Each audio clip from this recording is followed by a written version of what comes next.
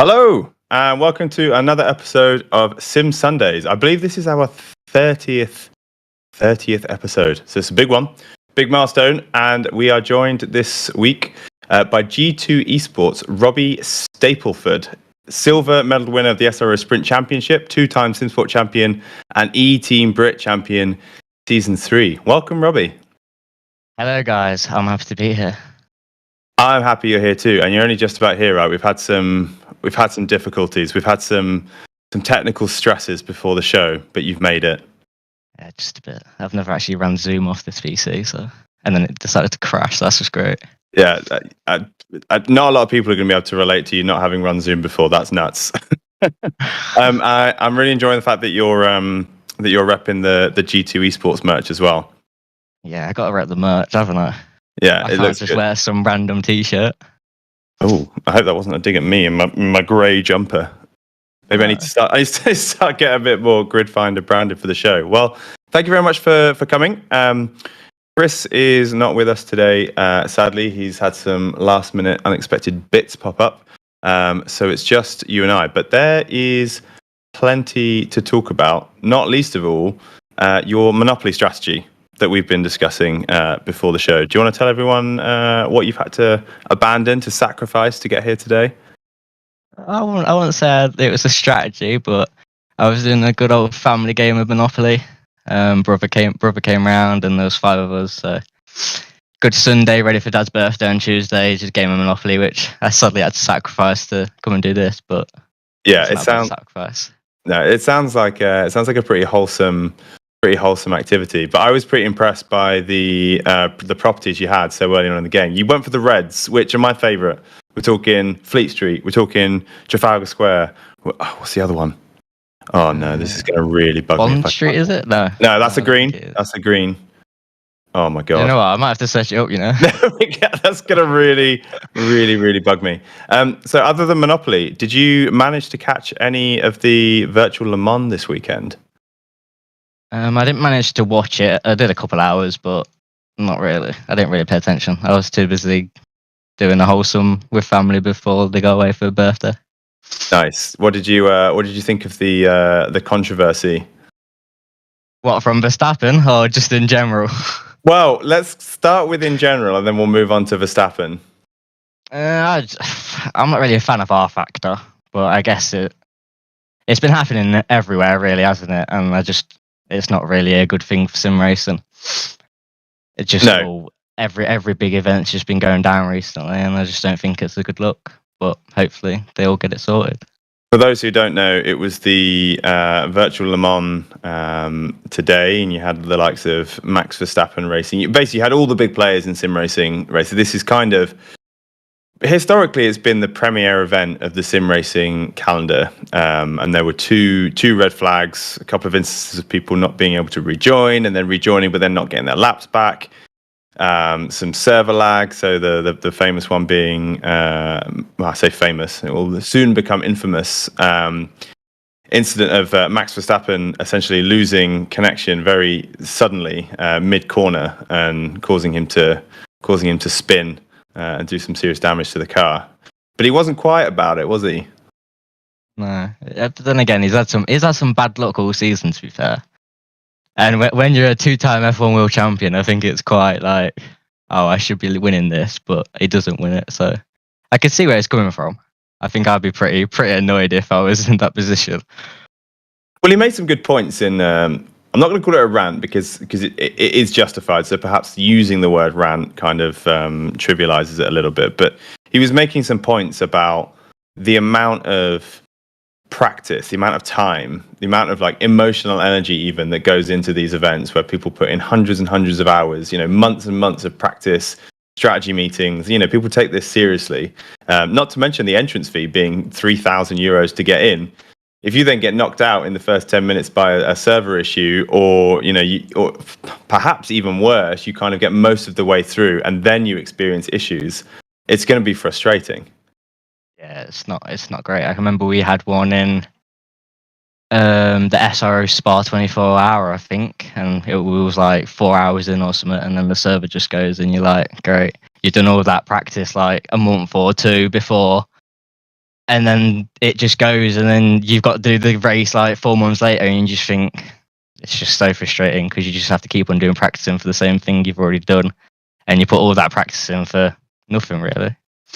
Yeah, it must be incredibly. It must make you quite angry, because the events themselves, they put this on. They're not doing it out of the goodness of their heart. They're doing it to kind of build up their own reputation, to kind of build a bespoke brand within sim racing. So they've got a kind of a vested interest in this themselves. So when they invite you along and they kind of claim that this event is going to be this big, there's going to be this prize money, there's going to be all these people watching, and then they don't quite deliver.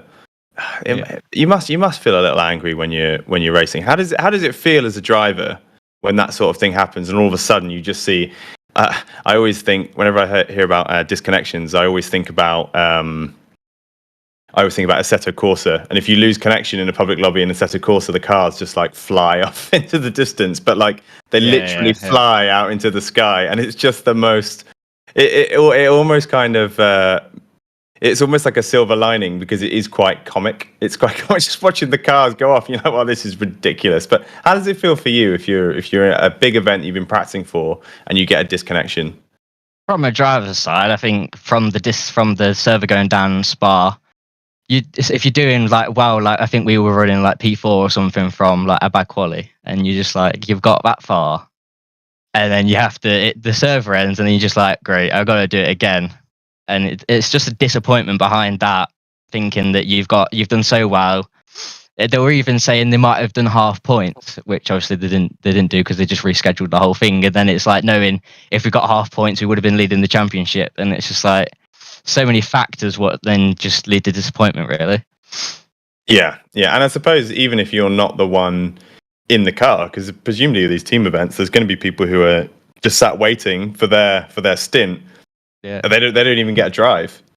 Yeah, like we had one driver who was like doing all week, making his sleep schedule for nighttime, and it's just like the race ends. He ain't even done a single lap, but he's like, so I've just done all this, and he screwed up his sleep schedule, and now he has to try and get his sleep schedule back for a race he didn't even do.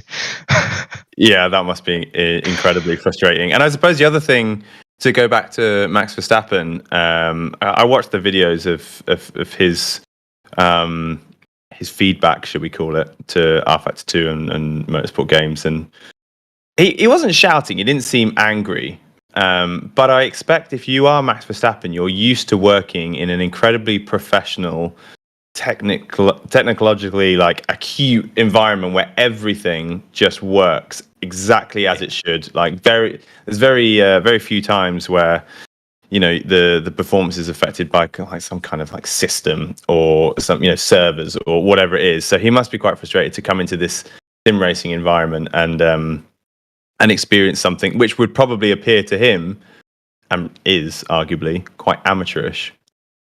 I guess you could say it's like an engine blowing for him, or at the start of this last year's season where he just kept on having problems. It's like that, but I guess he's probably, I don't know, I'd say you'd have more watching him in real life, so I don't see why he would get so frustrated in sim racing, as he hasn't got many people watching him. But I guess he still puts the effort in, and if he's putting more time into sim racing to try and be the top, because top sim racers are quick, so I bet he has to try and put in more time than he does in real life.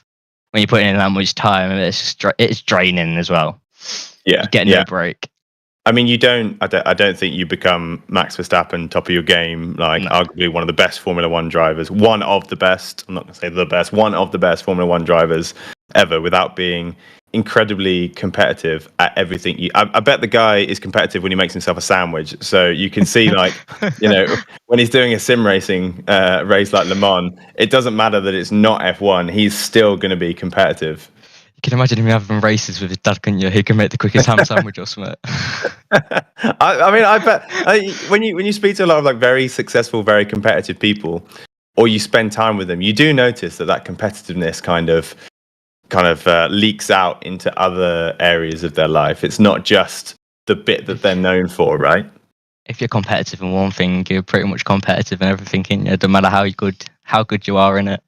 So it's just how you act. Yeah, I completely agree. So let's move on to you then. Have you always been competitive? Well, I started in karting, so it was, I would say, like first couple of years it wasn't really like competitive as such, but then eventually you get into the place where you think, oh, I'm actually pretty good at this. You're spending obviously quite a lot of money because it's karting, Yeah. and you just want to perform, and then eventually it just gets stressful because you're not performing, and you just get really competitive, and then you get disappointed when you're not being at the front, even though you think you should be. How do you deal with that? I think I just dealt with it. Obviously, my dad helped me through most of it. I think if I didn't really have him, I don't know how I would have dealt with it, to be honest. Because Yeah. it's just you know you have the speed or the talent, but if you don't have the money to match any of the ones at the top, and you can't time, where sim racing is completely different. You have all day. You don't have to drive to a kart track and be like do laps. You only get a certain amount of time as well. Where this, it's just unlimited. Yeah. So tell us about your karting then. So what age did you start at? I first got a kart at 8, and then I started in Honda Cadet, and then eventually made my way. Did a couple years in Honda. Made my way to Miami. Felt a change, so I did both for like half a year, and then I just wanted to move out of cadets as soon as possible because it was just becoming money. Right. So I jumped into the bigger karts. Obviously, it's just slows better. You're going quicker, aren't you? And you're just like, great, more adrenaline. So I made it into Mini X30, which was a new series, to be honest, at that time. And then just traveled the world pretty much. I did the biggest. I did the Le Mans, karting Le Mans, Oh, nice. How was Miami that? World Finals. It was a good experience. It was just a long, stressful week, I think, Right. because you got like you spend like people even spend like 2 weeks there practicing, and there's like 3, and then you just go through like 8 heats, and then do like 3 finals, and then if you don't make it through the final, and you get obviously disappointed because you don't make it. You spent all the week there. You found every second, like early starts as well. Like it started at like 6 a.m. in the morning, and you just think, what is this? Yeah, that is intense. I've listened to a lot of Formula One podcasts, and a lot of them, of course, started in karting. Yeah. And they talk about their karting days, and when they first started, when they were 7, 8, 9, 10 years old. However, even younger in some cases. And I always get the impression that it's incredibly intense, but equally they look back on it as the best time that they've ever had racing. They always say that it's the purest racing. I'm not entirely sure what they mean by the purest racing. I think what they're getting at is that it's just about the racing, but actually clearly there's quite a lot to do with the politics to get into the series, and then there's budgets to be considered, and you've got the kids who have got a new gearbox for every heat and 4 new tires, then you've got the kids who are using secondhand tires the whole way through the weekend. So yeah, it does sound like it's kind of where a lot of the drivers kind of cut their teeth, and it's however they do through their karting essentially kind of lays the groundwork for the rest of their career. Has that had the same effect on your sim racing career, do you think? I would say so, to be honest, but I think the trouble is with karting, it's less stressful than everything else because you have like the times where you're staying over in motorhomes. You'll go from being rivals to pretty much like best friends, and you're all like staying out till like dark time, playing like Manhunt or something, running around the paddock, thinking you're just this kid what don't even do karting. You're an athlete. It's just like, I guess once you start going up to the levels, it eventually becomes more serious. You got more people watching you. So what was the height of your progression in kart? In fact, do you still kart now? No, I stopped when COVID came. It was coming too expensive, and then obviously I got the hang of sim racing, and just decided that I didn't really want to do it anymore, and I'll just focus on this. So was that your first kind of foray into sim racing? Was it because of COVID, or had you started because of karting beforehand? I would say because of COVID, because obviously we had nothing to do. You couldn't go to kart tracks, and then a couple of my teammates played iRacing.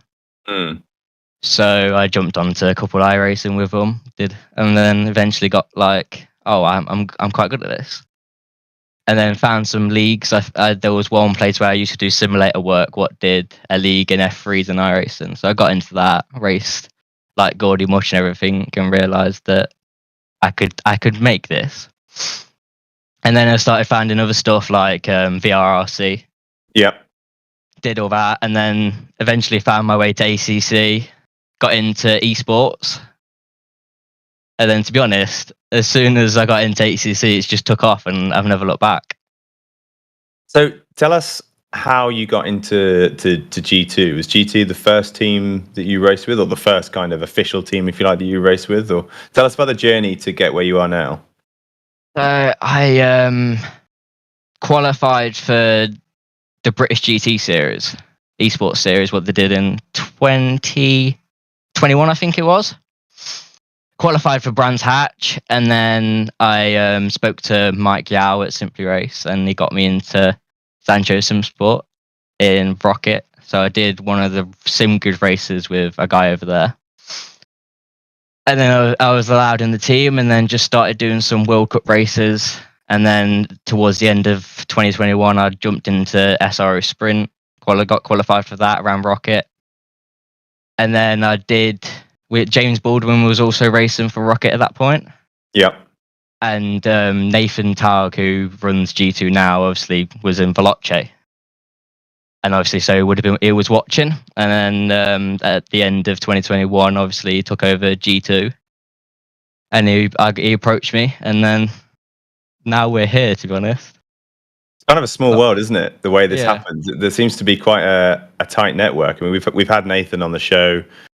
We've got James Baldwin on the show. I think it's next week, actually. Mike Yao, who you referred to from Simply Race, is literally in our ears right now broadcasting this show. It does seem to be quite a close knit community in sim racing esports. How have you found it? I would say it's like going back to old days in karting, where you're in the paddock running around with other drivers. I would say it's like that, but I guess it just makes it better if you know people, and eventually you make friendships online, which you didn't really think you'll make, and then you meet them in person, and you're like, these friendships will last. How often? Sorry, go on. I think it's finding those friendships which you didn't think you would ever make, and I think that's just the enjoyable thing about it. Nice, yeah, that is so true, isn't it? It's probably a part of esports and gaming even that gets overlooked, is the relationships that you can make online, like the friends that you can have. That you can have friends for years and years and years and not meet them, and I think times are changing. Like I remember, like growing up, I'm not that old, right? But I can really remember when the internet was starting to become like a thing. I remember when we got our first computer at home that had the internet. And if I'd gone down to the kitchen and said, "Oh, Mum, I've just been chatting to somebody on the internet," and she said, "Who?" I was like, "Oh, I don't know. I just met them on the internet." She'd freak out, flip out. Oh my God, what the hell's going on? Laptop would be gone. You'd be working out who it was. The police would be involved. It would be like a whole thing. Whereas nowadays, that's become totally normalized. Like things like Discord and gaming and Fortnite and even Call of Duty now doing proximity chat, making proximity chat in games like Call of Duty at the moment are kind of making this interaction with people that you've never met before mandatory and almost unavoidable, because you go into these games, you get killed or you get near somebody and you start chatting, and then you see all these TikTok clips of teams that are getting near to each other, giving each other banter. It's become such a like integral part of gaming, and I think it's responsible for quite a lot in the wider world. I think people are far more used to talking to each other through screens and microphones and Zoom sessions, Google Meets, heaven forbid Microsoft bloody Teams. I hate that thing. That you can now, like, even like companies and organizations, people are far more used to using all of these technologies in a far more natural way. I've definitely found myself, when I first started using Zoom during COVID, I spoke in a very like stunted way, as if it was like, on some kind of VHF radio, like a walkie-talkie, very. Whereas now you talk to people as if they are sat across the table in the pub, right? Yeah, but I guess that's the good thing about LAN events. You get to meet the people which you probably haven't met for a couple years, and you haven't even seen them. Yeah, I guess that's the good thing about them, especially now they're becoming more and more popular. That now obviously Corona's obviously going. which LAN events have you been to? First one I went to. What do you call Sim Expo LAN event? Yeah. Were you there this year? Yeah. Sim Expo. Obviously, we didn't race because we couldn't get any equipment, but that was the first real time that, besides my teammates, we actually got to see people. Obviously, I met up with Jardy and Nils and Iox, which was good meeting them. And you've only spoke to them online, and you just think, and then once you meet them, you're exactly what I expected, and I've been speaking to online. Yeah, I've also found that with streamers in particular, because I think the nature of the way they stream, like Jardier, like it's how do you describe it? He streams like he lives with his heart on his stream, like rather than on his sleeve, right? What you see is what you get. There is no like filter. There's no pretense. Well, that's at least how it seems, anyway. So we met him in person at Sim Racing Expo as well, and it was like this seamless thing. It wasn't. It didn't feel like, oh, okay, I've seen his character online. I wonder what he's like in real life. It's like, okay, well, his character is just totally him. And it's the same with like Gamer Muscle. Well, actually, no, tell a lie. Gamer Muscle is far weirder in real life than he is in his stream. The guy one of my favorite parts of the Sim Racing Expo this year was watching Gamer Muscle DJ using a Fanatec wheel. So he'd hooked up his DJing software to the Fanatec wheelbase and was using it to DJ, which was very, very entertaining. I'd love to know how Jardier stays so happy all the time. Yeah, that guy is it's nuts. He's an inspiration to us all. So definitely. G2 Esports, obviously big name in esports, big name in sim racing. What's it like being on the inside of an esports organization as big as G2? Tell us a bit. What have you seen of G2? I think it's amazing. You're around people what don't really know what game you're playing, because obviously they're not really used to it. The most of them are all used to shooting games, or League of Legends is obviously the most popular one in G2. And then we recently went out to Berlin to shoot the music video they've just dropped, and you get to see all the people from the range of games, and it's so good being in an environment, but obviously no one really knows what you do, so they're quite clueless. And then you introduce yourself, and they're like, "Oh, I had a go online. It's quite good, isn't it?" And I was like, "Yeah." So we had someone like the Rainbow Six coaches on the Sims, what we're saying, "Oh, that's quite good," and like saying how much they enjoyed it. It's just something different what they're not, because everyone can play mouse and keyboard, can't they? Once you're pro at it, it doesn't matter what game you play, and this is a different level, to be honest. You're not using just a mouse and a keyboard. It's something different. No, although some people famously have used a mouse and a keyboard to sim race. I've got absolutely no idea how. I don't know. I don't think I would want to try that. I think it'd be pretty difficult. Yeah, it'd be completely nuts. Like the sim racing is famously like nuanced. It's the complete opposite of binary in that it's you hit left on the keypad. Like you race, it's not left or straight. Like there's so much more to it than just left. It's like in between. It's like 45 degrees. Yeah, it's absolutely nuts. I honestly have no idea how people have done that, but yeah, kudos to them. So the thing that fascinates me about G2 is that it seems to be kind of. I think organizations like G2 are going to be really positive for sim racing in that they will have the ability to bring sim racing into the kind of the esports mainstream, if you like, with that, having the event you were saying then that you were shooting a music video and you were brought in to join in with the traditional esports teams. So they're obviously making some kind of effort to kind of slowly bring in the sim racing element into the mainstream. Like, from your point of view, like what do you think these organizations could be doing to be promoting sim racing more as an esport? Well, it's only just growing, isn't it? So I think the more it grows, and if you start getting the likes of ESL or anything, what run the big events for other esports, it'll eventually more. I think if you get more and more teams what have got the money and the budget to make more drivers professional, because at the minute there isn't really many teams with budget to pay drivers to sit on rigs for hours and then to practice and to do these top level events. So I think, to be honest, they promote it as it's upcoming, and they know it's going to eventually 5-10 years it's going to be there and it will be big. Yeah, I think that's kind of the consensus that I got from a lot of people I was speaking to at Sim Racing Expo in Nuremberg this year. Was it feels like we are at the start of something, and people who have been sim racing for 10 years will say, well, how could be the start of something because it's been going around for 10 years. It's like, yeah, but 10 years ago gaming was a fraction of what it is now, and sim racing is a little bit behind that. So like that we are kind of on the ground floor, I think. And it's interesting as well because there seems to be two main approaches for growing sim racing. One is the overlap with motorsport, and then the other is the overlap with esports generally. So you've got the motorsports crowd trying to kind of include sim racing. We spoke to Thomas Jakomeyer, CEO of Fanatec, in November about this.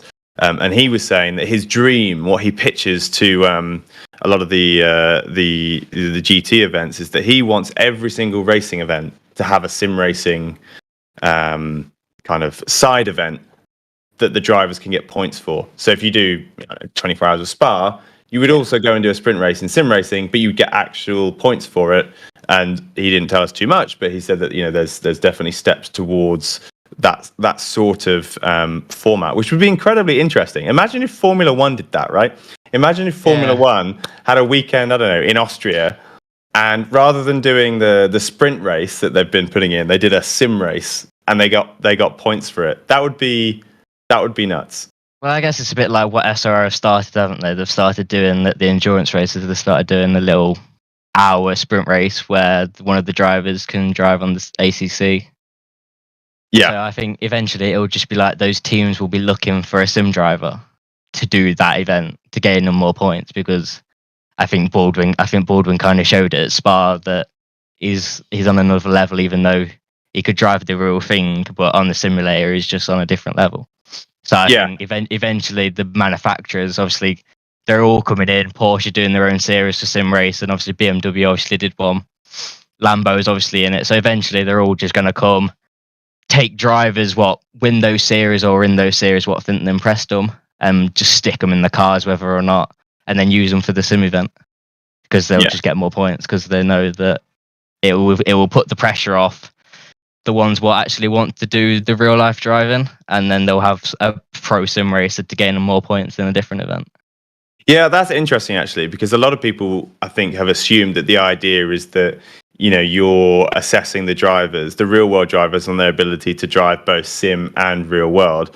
But actually, what you're saying there actually makes a lot more sense, which is like, why don't you just have a sim racer whose job it is to sim race rather than real world race? But you just make them part of the team so that their success is the team's success. I mean, it's for motorsport, it's the perfect stepping stone into motorsport. So there's so many examples now of people who started with sim racing, started to spend hundreds, thousands, sometimes tens of thousands of pounds on a simulator, and then made the jump across to motorsport. So you can see from their perspective the appeal of publicizing and making more accessible sim racing in order to kind of funnel more people into their series and have more of an interest. Like, I always think back to me as a younger Formula One fan.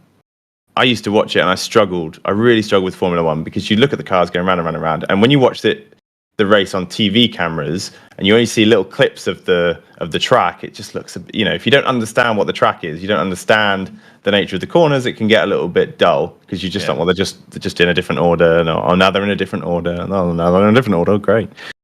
Whereas when you play the game, you start to learn the characteristics of the corners, so when you're watching, you have a bit more context with which to enjoy it.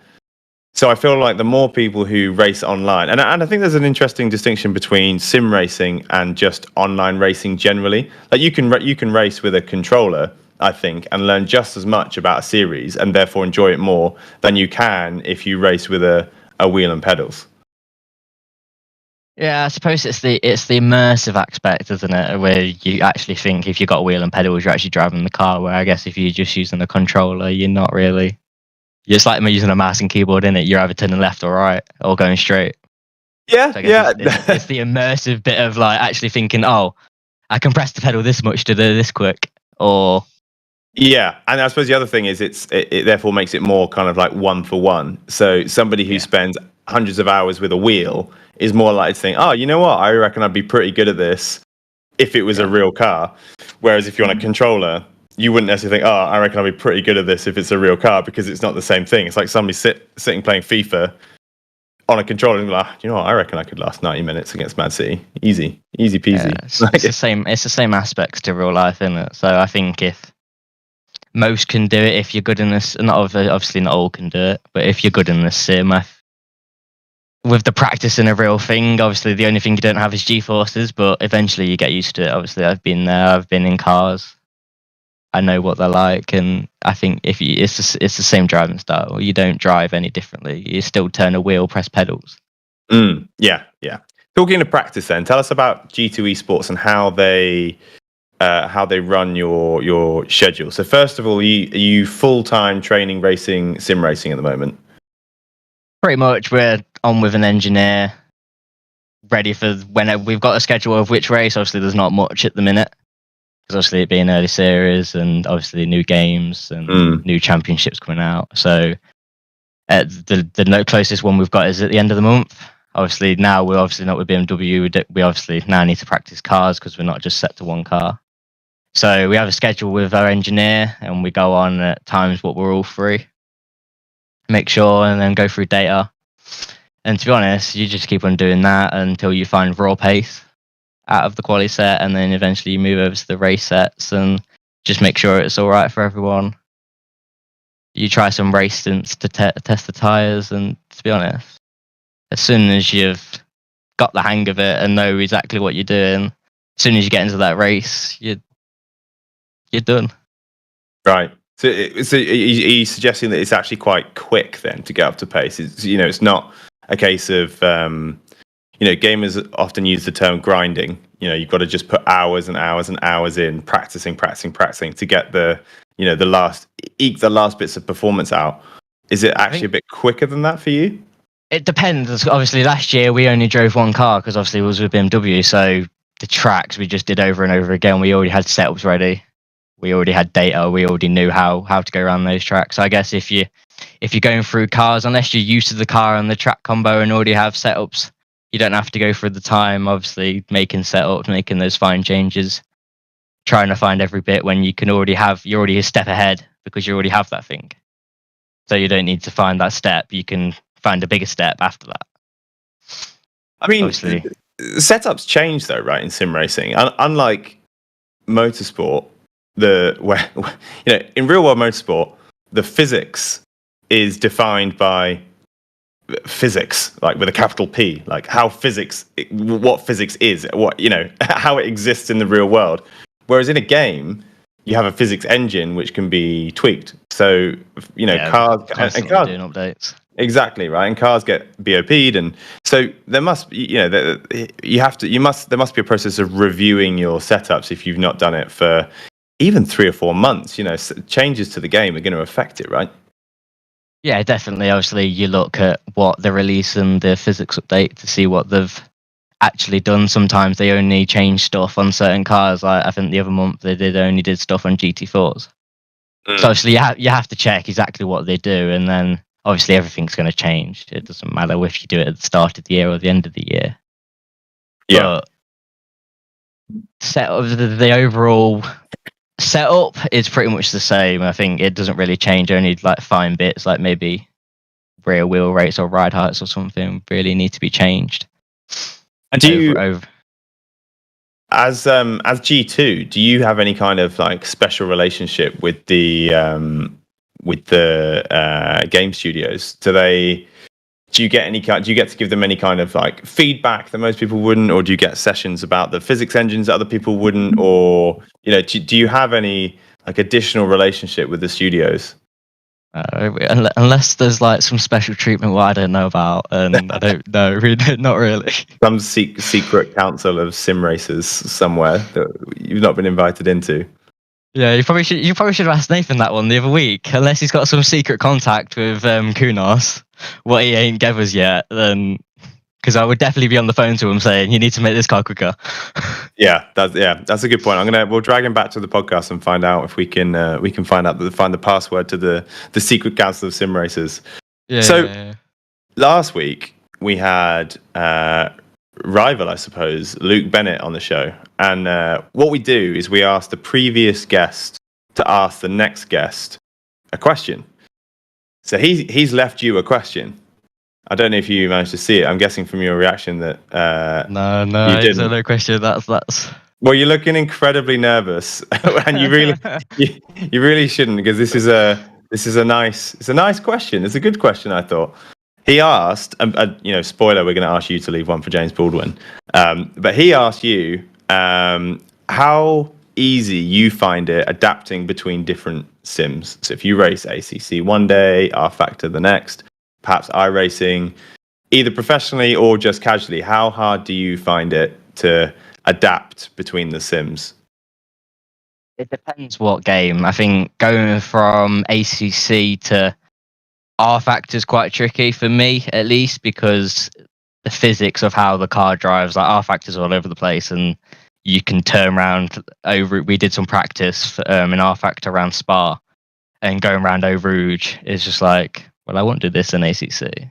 And then going around Pouon, you throw it in, and all of a sudden it just snaps, and it's how it reacts. R Factor doesn't really do it for me, where I think going to like iRacing is quite easy from ACC for me, because it's you can have where the car, you can react to the car, you have the feeling in the car, which some games don't have.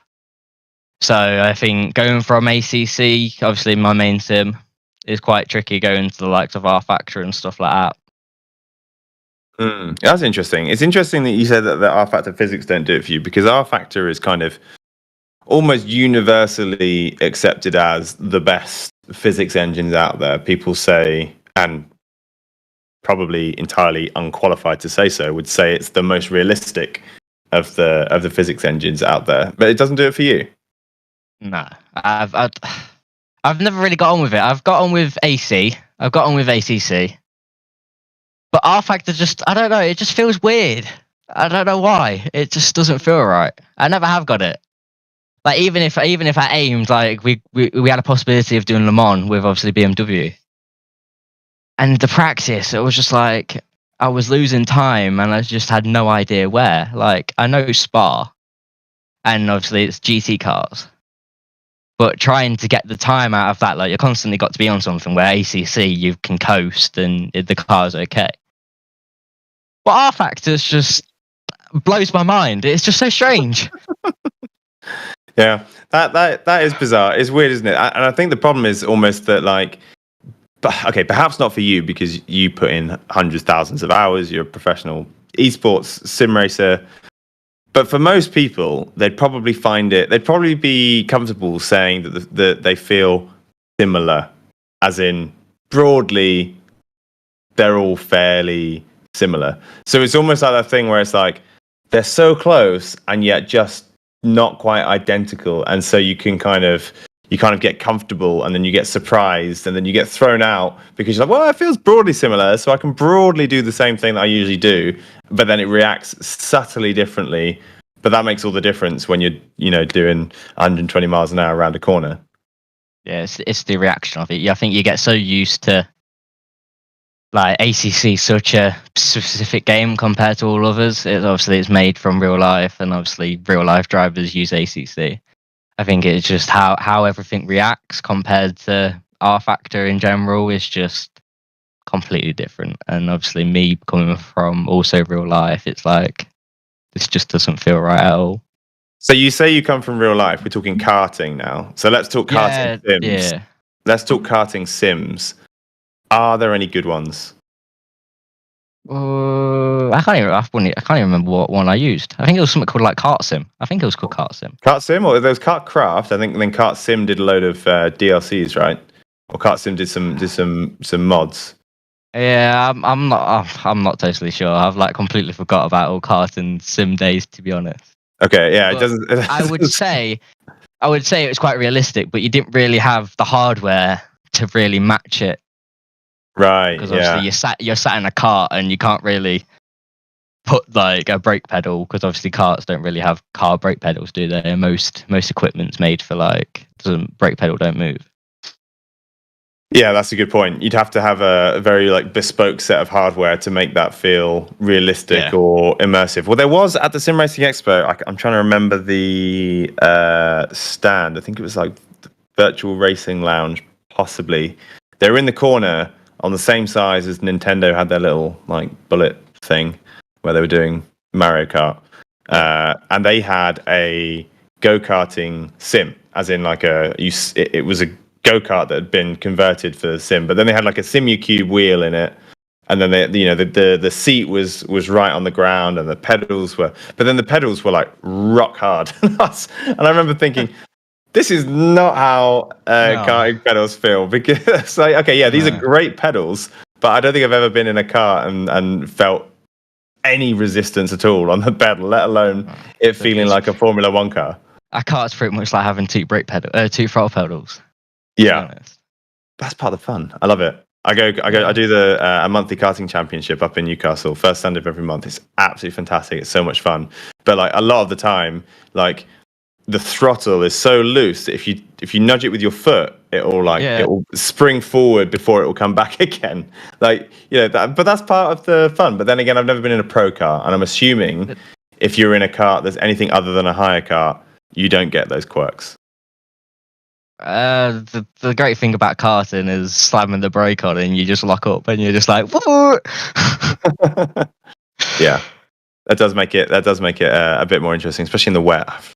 Yeah, karting in the wet. I'm not there yet. Especially when you take all eyes watching and you just turn it into fun, and you could soon have a laugh with it. Definitely. Yeah, 100%. So tell us about your. Okay, I was about to say upcoming schedule, and then I was in my mind, I was about to change the word from upcoming schedule to future, but then that would have said, tell us about your future, which feels a bit deep. But what I mean is, what's coming up for you and G2? What have you got coming up in the calendar? What races have you got?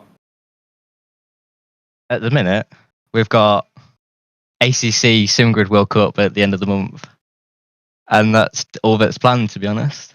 Okay, so it's a fairly light calendar then. Yeah, there's no one's really released anything, but unless you're doing like the likes of LFM or something, and you're doing like every Wednesday Pro Series.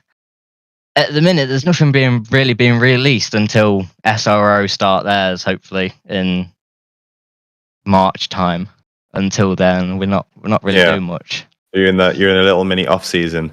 Okay, well, let's go broader then. Where do you see sim racing taking you? Is this kind of as you see it, do you think you're in this for the next 10 years, or are you taking it as it comes? I won't want to say I'm not. Like, there's a hope that this lasts long. Obviously, anything can happen, can't it? Some day your rig could explode and that's all over. Or that'd be terrifying. You do bad in one race because you haven't practiced enough, or the team just doesn't want you anymore. There's too many factors what could end a career. But to be honest, hopefully, as long as you perform, and as long as I perform, then hopefully it's lasting quite long. And this will be a future thing for quite a bit, and I haven't got to do sort of like stacking shelves at Tesco's. I'm sure it's not one or the other. I'd like to think it's not. It's either pro sim racer or other job. Nothing wrong with stacking shelves at Tesco's, of course. Because it's an interesting, wasn't it? Because we were saying earlier how like, sim racing is at the beginning of its journey, so it's difficult. It's only going to get higher. Yeah, and I suppose but it does mean that it's difficult for you to kind of like plan any kind of career. It's not like an industry that's been around for 30 years. You can look at somebody else's career and go, oh, okay, well, the general route would be to do this. And then, take motorsport. The general route would be to go to karting and then choose to do Formula or maybe club racing, and then move up from there. Like, there's a path to follow. With sim racing, that doesn't exist so much because it's still an immature industry, but it's certainly growing, and so it feels like the tier of professional sim racing, if you like, is very horizontal in the sense that you're there already, and you're, as I understand it, 16 years old, and you are there racing for G2 at the biggest events. So it's not like, okay, I'm going to play football, so I'm going to start at club level, and I'm going to get scouted for like a national league side, and then I'm going to go to trials to try and get into a Division 2 team, and then I'm going to work up to Premier League eventually, right? So there's no like progression. Like, you're 16 and you're at the very top level of sim racing straight away. So there isn't like a logical place to go next, unless you wanted to race for not saying there is a better team, but a better team if there was one, or you wanted to move to a different team for whatever particular reason. It must be difficult to plan. There's obviously coming from doing real life, wanting to become doing motorsport all of life, and then obviously you take the sim race, and there's always an end goal to kind of do what Baldwin did and end up in a car. That's always the end goal, is to get into a real car. So I think obviously the more and more it grows, the more and more manufacturers get in, the more and more you get involved with actual real life series. Obviously SROs are just going to grow with their esports series.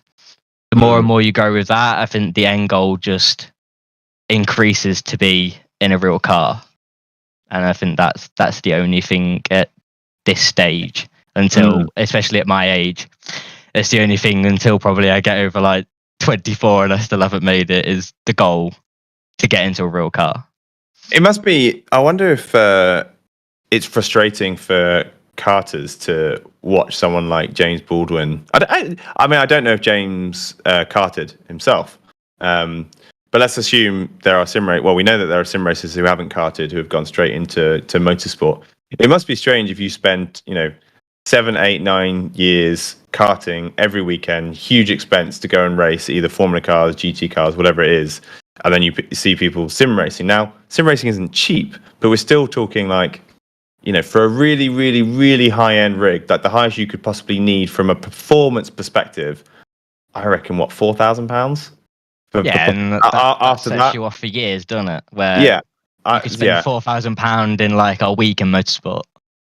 Yeah, precisely. Yeah, and I always think £4,000. I always think up to £4,000. That's when you can get maximum performance gains. Anything after that, and it's very, very marginal. You're then talking like immersion, because you're thinking about motion or huge triple screens and extra crazy graphics cards to run them, and blah blah blah blah.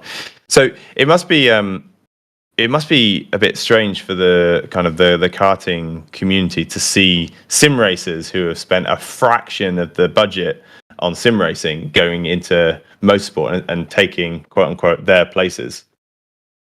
Yeah, the trouble is with sim racing, you get to watch more, and I think you get into the teams like G2, Veloce, who have the communications and the contacts to get into real life. So it's like you're like sending a different way to go take a different route to get to the same place, but you're taking the cheaper and probably, I wouldn't say easier route, because I would say it's probably about the same to try and get to there. But you have obviously more people watching. Obviously, there's more access to sim racing than there is real life. Obviously, you only got to look at how Verstappen's so close with Redline. Yeah. Like if he wanted to, he probably could get someone out of Redline into a car. But obviously, it just comes back to the manufacturer things, doesn't it? As sim racing grows, obviously more manufacturers will be there. And if you get into with a team what's partnered with a manufacturer, you're pretty much taking the step which, instead of paying a fortune, you took the step paying what you originally started with, a sim in probably your living room. Yeah, it's just 100%. An easier step. Yeah, totally. I remember we had more enjoyable as well, definitely.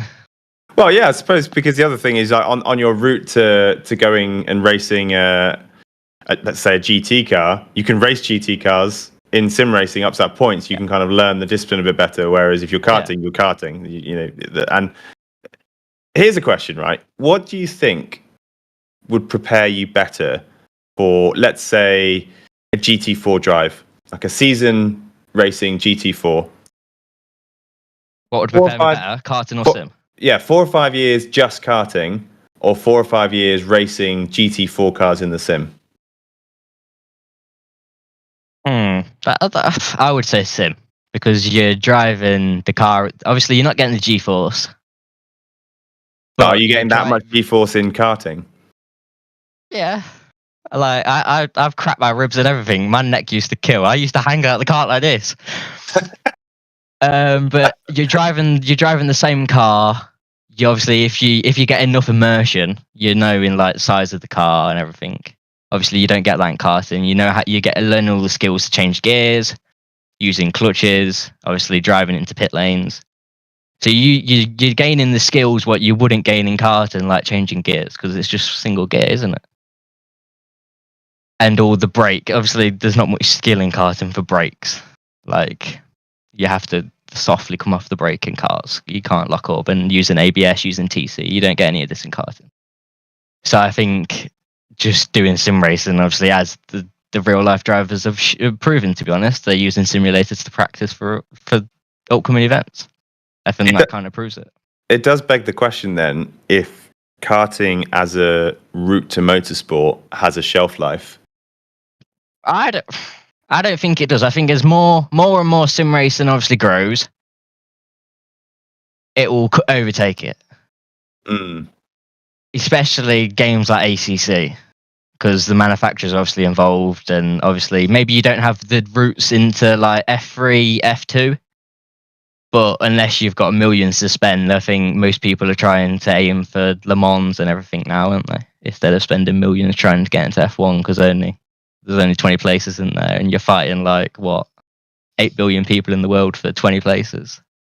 Yeah, that's true. I suppose the missing piece from sim racing that you do get with karting is fitness.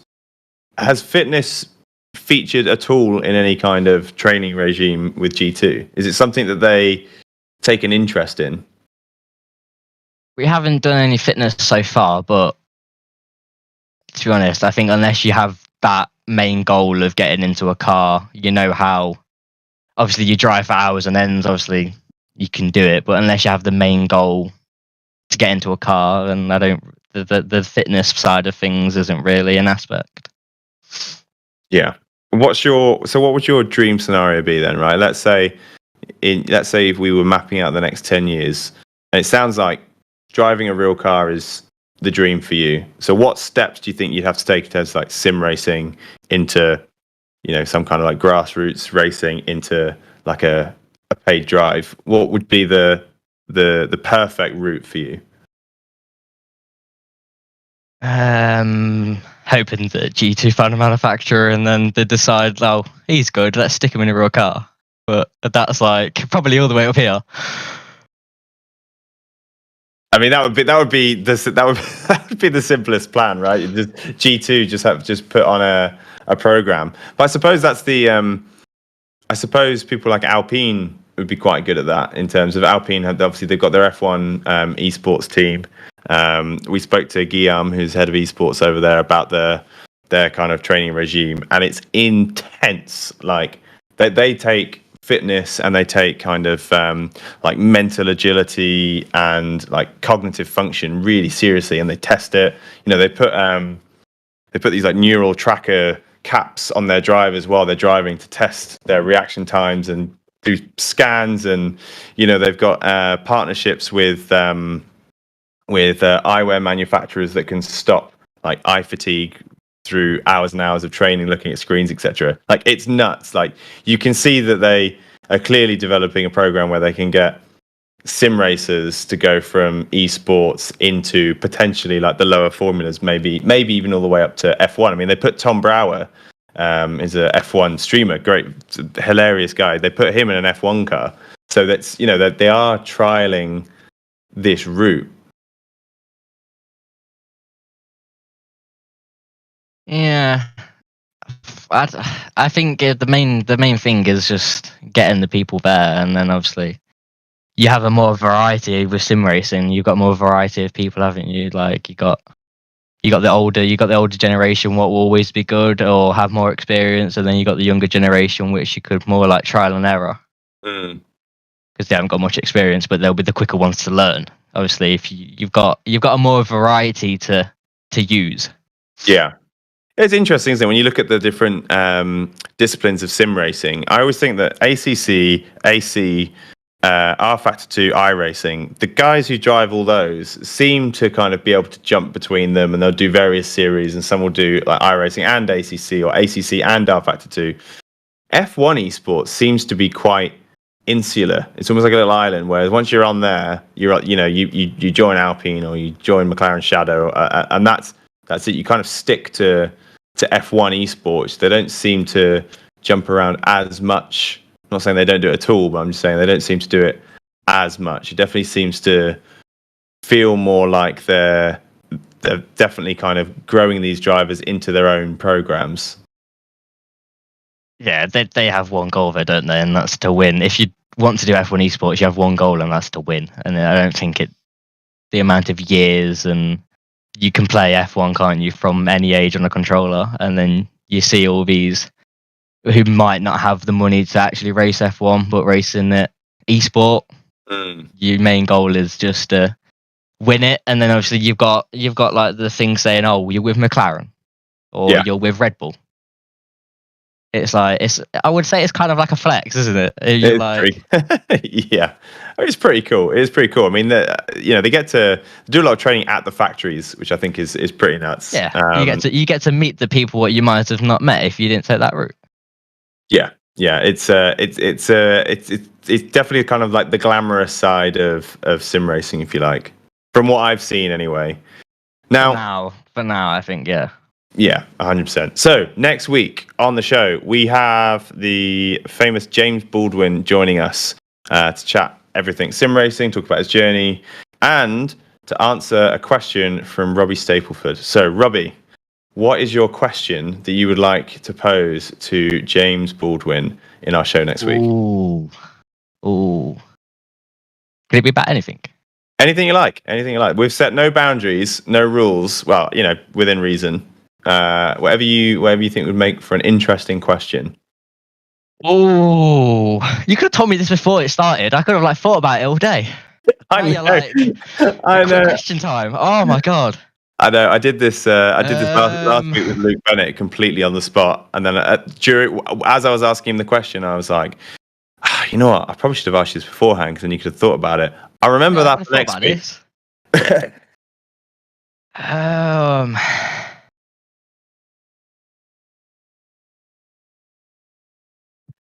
What's his favourite sim and why? Favorite sim and why? Okay, brilliant, nice. It's a classic, and we will pose that to him next week. Thank you very much, Robbie. It's been great. Thank you very much for your time. I've really enjoyed this episode. It's been interesting hearing about your karting days as well. Karting, I love karting, but very, very amateur level, like higher kart only, but I absolutely love it. So it's interesting to hear about that. We are now going to do some racing on ACC. We're going to race around Zolder in the M2. You put that out on your Twitter. Is it raining? Oh, Mike. No, it's not. Oh, Christ. Okay. Mike. Right. Why is Mike... There we go. It's miraculously sunny again. Thank God for that. So we're going to do some racing. We do this at the end of every episode. So if you're listening on Spotify, Apple, Google Podcasts, any Sunday night, 8 o'clock, feel free to come along to our YouTube channel, which is at Sim Sundays, and we put the details of the server in the chat, and you are welcome to come and do some laps, just casual laps. It's just a practice session, no official race or anything, with us and our guests. In this case, it's Robbie. So thank you, Robbie, and thank you to our sponsor, Trak Racer, as always. And make sure to give us a follow on YouTube. And you can listen to the episodes on Spotify, Apple, Google, etc., etc., etc. I think I've remembered everything. Chris usually does this bit, and he's not here. And I'm freaking out that I've forgotten something. But I think he should have written a script before. Yeah. I mean, the things I should have done before every episode, the list is long. Including telling you that I'm going to ask you for a question for James Baldwin. Anyway, so we're going to stay live on the YouTube channel for the next 30 minutes, as we always do for the racing bit. But this is where the Google, Apple, Spotify audio episode will end. So thank you for listening to you guys, and we'll see you next week. Goodbye. Okay, and hello again, YouTube. Eklund on the chat has got a question, which is, which hardware do you use, Robbie? So, what, like the whole thing, or just sim hardware? I mean, we've got half an hour. We can go through everything from, your GPU, your CPU. I want to know what RAM sticks you've got. Like, let's go through everything. So, we got a Logitech Pro keyboard. Beautiful. We got a Logitech mouse. Oh, and then we got a Cube Control Formula Pro wheel, a SimuCube 2 Pro. Damn. How's the Cube Control wheel? Very nice. Yeah, coming from Fanatec, it's so much better. You can feel the premium. Yeah, I've always liked the look of Cube controls. It's something that I'm kind of secretly saving up for. Let's hope the girlfriend isn't listening. And then we got Mecha Cut pedals. Oh, nice. Okay, so you didn't go for the classic hoisting belt. You went Mecha. Well, I started in VRRC, and this is what they sold and they recommended. Obviously, to be honest, I didn't have a clue what Husenfeld were. And now I'm here thinking I probably should have went Husenfeld. Rich Hayden, he's a good salesman. SimLab P1X, and to be honest, about Simra, that's about it. Oh, the P1X, very nice. And do you do any streaming? Not very often. Probably should start. Is that not a requirement at G2? I know some of the teams they like the drivers to. It used to be. Obviously, we used to have a partnership with Twitter. Not Twitter, bloody Twitter. Yeah, wow. We used to have a partnership with Twitch, but that partnership's obviously no longer going, so it's no longer needed. Are you right? I'm out in the pit lane. So are you out? Wait, Jesus. We're already starting. I was not ready for this. This is just casual laps, There's right, so if you've seen any of the episodes before, you will know that me and Chris are amateurs. Absolutely professionals and like. Oh yeah. I'm gonna absolutely put my money. I should have practiced for this. Jesus. Yeah, basically, this is essentially my audition tape to get a spot on the G2 Esports team. I've been practicing this for 3 months straight. I've got my setup absolutely tuned in. I'm planning on beating you and then sending a tape to Nathan. To be like, right, Nathan, this is I'm who you need. No, me and Chris are big sim racers in the sense that we do a lot of sim racing. But we're very happy mid-pack guys, Do it for a bit of fun, eh? There we go. Yeah, we do it for a bit of fun. I'm not taking it too seriously. I've just gained 2 or 3 seconds on you there. Damn. I know I should have practiced this. I love this track. This track. I feel like I'm probably not the only person who doesn't give this track enough love because it's the first one you do in the career mode. If you ever do the career mode of this game, and so. I feel like you do it once, and it's kind of where you learn the game. Especially if ACC is like one of the first sims you've done. Like, because I did Formula 1. That was my first quote unquote sim, whatever you think of that, of me using the term sim for F1. It was my first racing game, and then ACC was the first time I left F1 to go and do I don't know how to say this without sounding like it's elitist, but like a proper sim, if you like. So I learned. You're allowed to say that. I know. But so I kind of learned like sim racing, if you like, in ACC, and I started with the campaign, and that meant that I spent most of my time learning how to do this on Zolder. So Zolder, you've got this kind of love-hate thing. For me, because it's kind of like where it was frustrating. It's where I had all my first frustrations in sim racing. So then I never revisited it, not for ages, because it's not really a classic track, is it, Zelda? It's not like your Spa or I don't know, Nürburgring or. It's not no one either. Oh god, that's not good. Missed the corner. Oh, beautiful. Beautiful. We love it. Right, I'm gonna. Oh, this has never happened before. I'm slowing down. Lee, catch up. Oh, what? Actually, I need to change my order. I would have took the glory. Because I can't hear a thing. All I'm hearing is the chat. Can't hear me up shifts. There we go. Professional as ever. There we go. Now I can hear the beautiful TCX engine. Right, here we go. Woohoo! Oh, beautiful. She sounds like a beast. Oh, I'm on the inside. Take the curb, straight I love over. these curbs. I can remember first time like plugging in a direct drive and going over that curb and my wrist just died. Yeah, I bet. So you've got the SimuCube Pro 2, SimuCube 2 Pro, I should say. Yeah. That is a nice direct drive wheel, especially with the cube controls. It's a match made in heaven. Yeah, it came from. I did originally have a Fanatec DD2. Oh, okay, right, okay, yeah. So they just don't feel as nice as SimuCubes. SimuCubes are so smooth, and Fanatec, I could never get it in to feel nice. It was always either oscillating or vibrating as hell. Like I'd put it in a straight line, and it would just want to rip my hands off. that's interesting. Did you see any of the Asetek stuff at the expo? Yeah, I didn't get to try it out though because we were running. Obviously, we had a booth there with Next Level, so I didn't really get to try much stuff out. I think the only things I really tried were the SimuCube pedals. Oh! Oh, it's happened. Why am I so quick down the straight? What? I don't know. Have you got no fuel in? Is that it? That's what we'll say. Probably. Yeah, probably. Yeah, I tried a lot of the Asetek stuff, and it was like good. I think they're definitely. I got the impression from the size of their booth, their big like backdrop LED screen, like the huge set of new products that they'd brought out. I definitely got the impression that they are here to take over like the whole of sim racing. Like they are here to corner the whole market. They're not like, okay, we're just going to go for the premium, or we're just going to slightly undercut Fanatec, or we're going to go for the Logitech G29 market. It's like they are here for everything. Like it was good quality stuff with so many compatible wheels. They like got the visitors anyway when they launched up that car anyway. Yeah. See, brought the visitors to the booth. I know. Well, it was funny watching everybody run across the hall. So when they first did that, I think it was the Saturday that they did it the first time, I was stood with Thomas Jackemeyer interviewing him about their 25 years of Fanatec stand that they had, which was freaking cool. Like one of the things was like a Command and Conquer control pad, and I used to play Command and Conquer Red Alert when I was a kid. I absolutely loved it.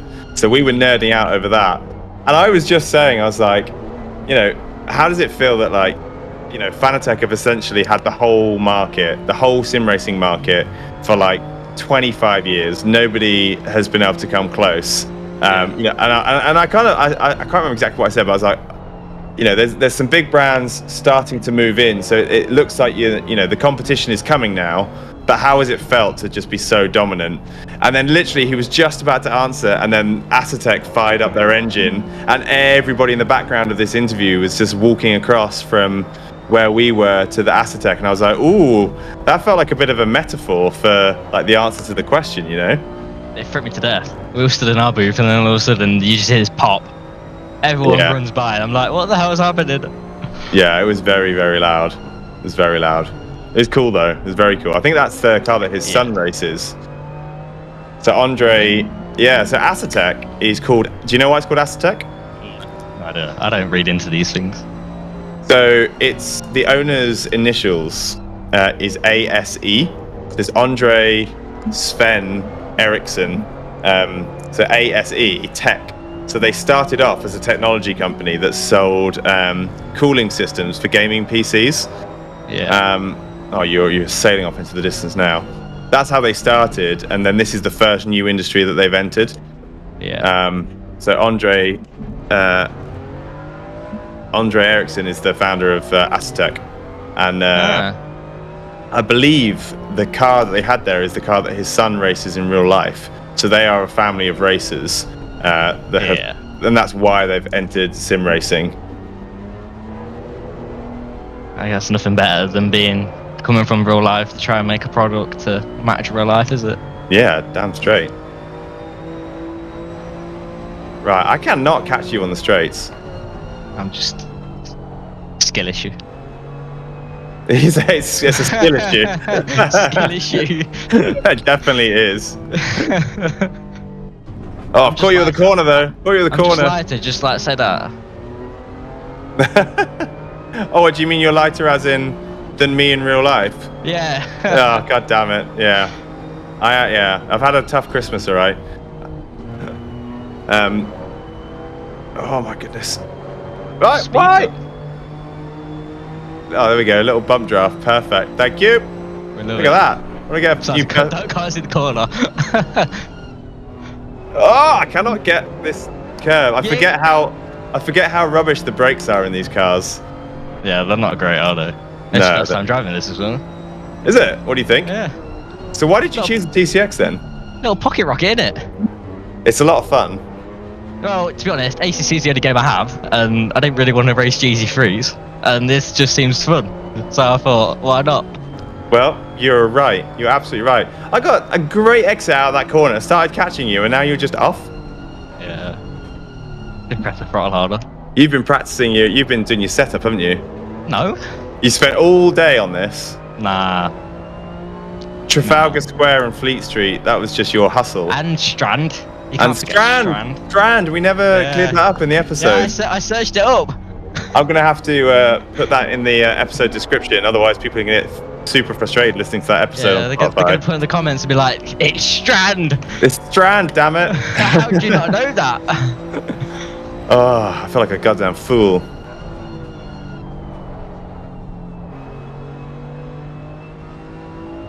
I've worked out why you're faster than me. Why? It's because you're a G2 Esports sim racing driver, and I'm an amateur. I don't know why I didn't think of that before. Feels obvious now I've said it.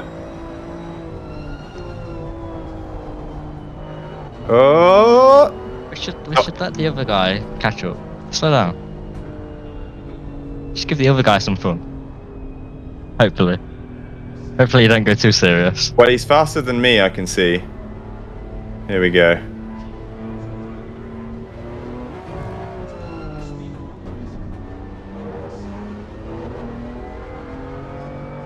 Oh, he absolutely sent it around those corners. I'm going sideways. That looked beautiful. He wanted that chicane. Yeah, he did. He had it for himself.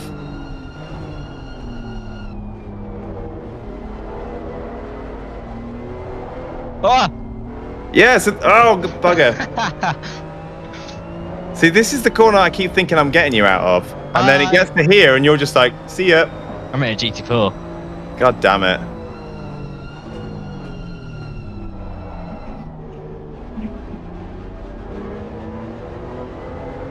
God damn it. Right. Come on, Langus. Angus, come on. Catch us.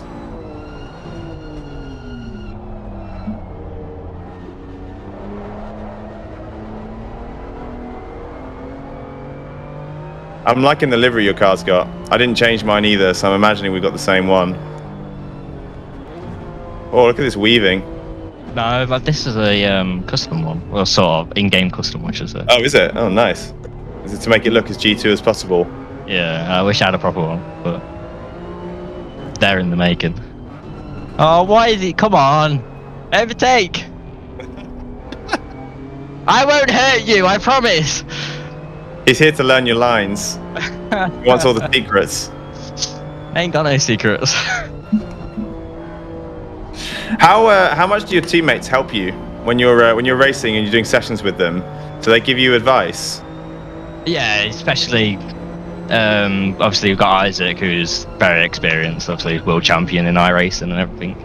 So obviously his experience from a long time, you get different things what you might have not known. Yeah. So he definitely helps, especially finding different things what you may not find. So it's not like you hear like Formula One where like one side of the garage is hiding data from the other side. No, definitely not. Absolutely, we love all this share track. stuff. That's good. Right, see, this is where you can get me. I don't get it. Oh, the old switcheroo. Grass. Loads of room. Absolutely tons of room. I grassed it. God damn it.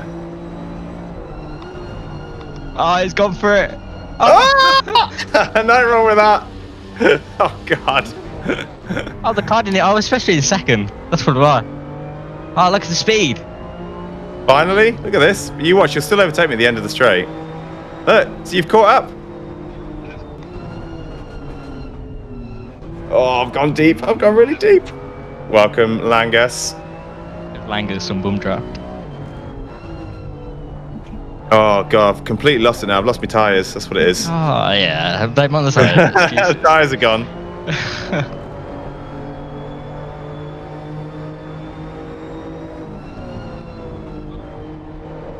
Oh, side by side, beautiful.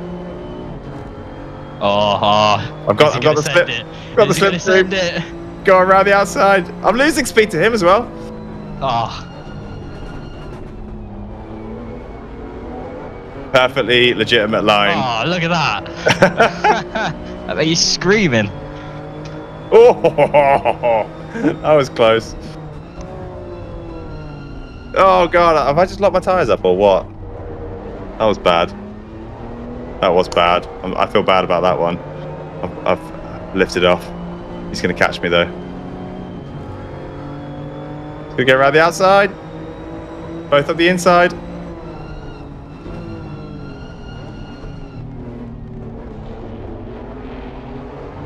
Woo! Oh. Tight. It's tight. These cars are a lot of fun. These cars are great.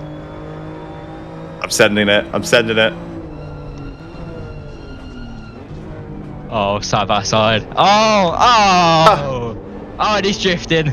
Oh, bugger. I totally squeezed him there. That's it. He's going to leave some terrible reviews on Google Podcasts now.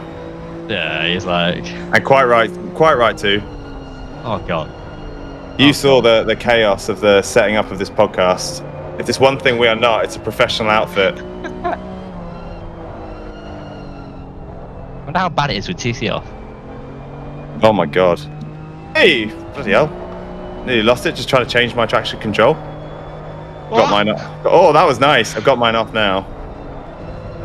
Oh, my rear tyres are going to die. Oh, no. Oh, yeah. That didn't do what I wanted to do. I wanted to drift around there and it just went straight on. Traction control off doesn't feel that different, which is odd. Whoa.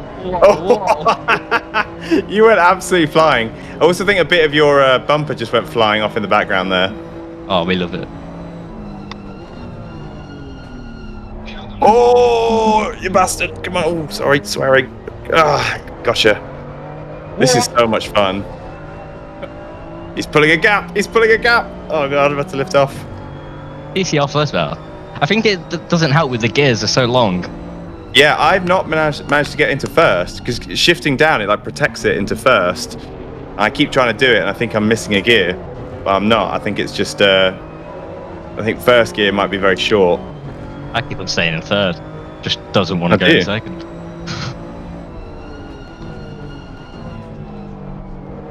Oi. Oh.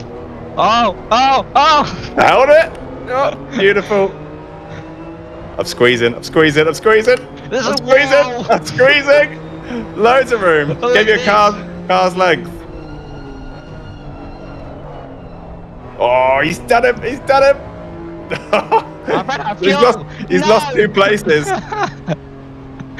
I ran out of fuel. You've got. Oh, there we go. That's why you're so much faster, Mister. I don't know why I'm faster. It must just be skill. Turns out he's got 4.5 liters of fuel in the tank. Definitely not. This is nonsense. Definitely not. I need to put more fuel in it. This is absolute scandalous. This is the headline tomorrow when we release the episode on Spotify. G2 Esports in cheating scandal, bigger than a motorsport game scandal. That's what we'll call it. Oh. Controversial. I think you might get some emails from that. there's some clickbait for you. Oh God, Nathan Tague will be at the door. Oh God, this is so much fun. You can really hold it if you start to lose the back end. I gotta say, TC off don't feel that bad. All right, we're nearly round. We're nearly round to pick you up. You can put another 3 liters of fuel in, yeah? Nah, I'll put 40 liters in. I want the stewards to verify this. Picture of it. Whoa! Can't even get out of pit lane. This traction control. Yeah, traction control, cold tires. We love it. Whee, there we go. Ah, this is great. You can really take loads of curves. I'm not getting any warnings for track limits either, which is odd because I'm basically like completely cutting the chicanes. No, you are. You're invalidating the lap. You're in okay. session, so you won't get. I think you know what it is. I think it's my zoom window is over the top of where they would appear. Maybe. But yeah, you are. Because you haven't even put time down yet. I don't know what you're talking about. Oh, slow car ahead. Sounds like a G2 driver to me. Slow and steady wins the race. Oh, there we go. We see him weaving on the straights. Oh, God. Right, come on, Langus. Let's work together on this one. Crashing down the straight, that would be a sight. They taste the curves really well. I'm very surprised. It really does. Oh, my goodness. Right, Langus, come on. We can do this together. Oh, they're here. The crew is here. Rolling up with the crew.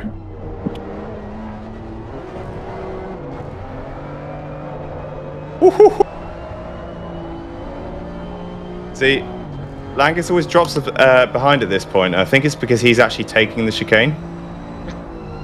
Well, I am taking the chicane. What are you going about? Oh, God. Oh, come on. I'm catching. Nah, I just think it's skill issue. Fuel don't make a difference.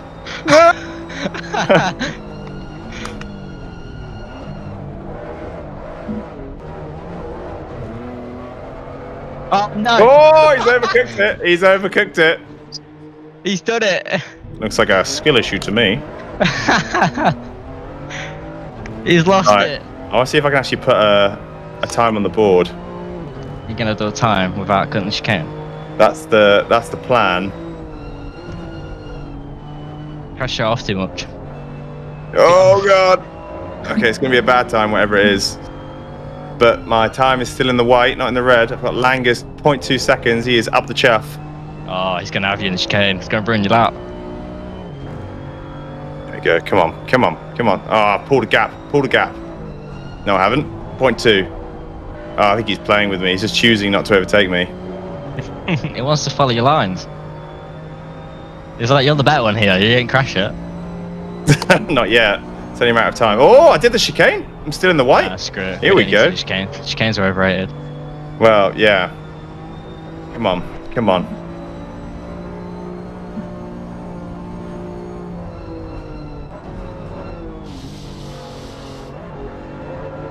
Oh, ho, ho, ho. I'm still in the white. Come on.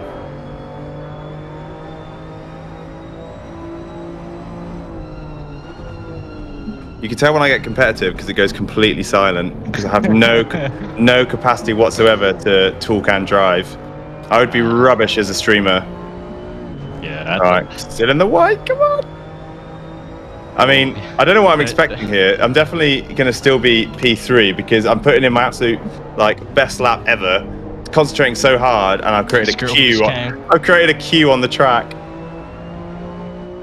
Oh, what's it going to be? Oh. Oh, 145.7. You're 139.1. I just cut the track. I just yeeted both chicanes. Oh, okay.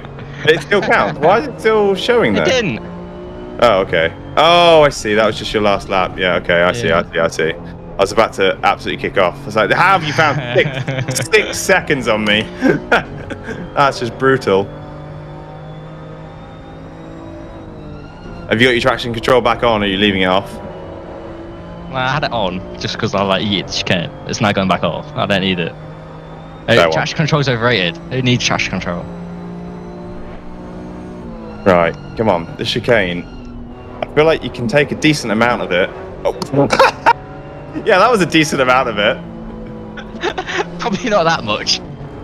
That invalidates. Probably not that much. This one's weird because it dips. Like this first one. That didn't invalidate. I feel like I took quite a lot there. God, traction control nearly killed me. Oh, this is so much fun. Is he gonna send it? He's going for it. I can see He's it. going for it. He's going for it. He's going for it. Oh no, he's not. Oh no, pulled out. Woohoo! Come on. Oh, he's weaving. He's weaving. He's showing off.